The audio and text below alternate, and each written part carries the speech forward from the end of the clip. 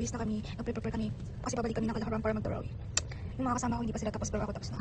Ayan si Bashma at Ate Nards, si Riza, tsaka si Parkhara. So guys, i-update ko na lang kayo mamaya.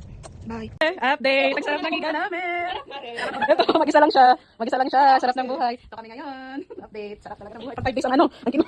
Hi guys, so ito na yung natin.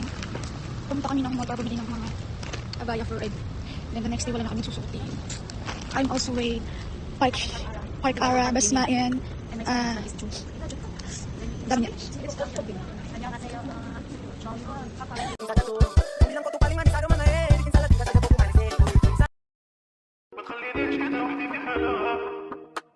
تقولي تقولي لا ما تخلينيش كده وحدي في حالها تقولي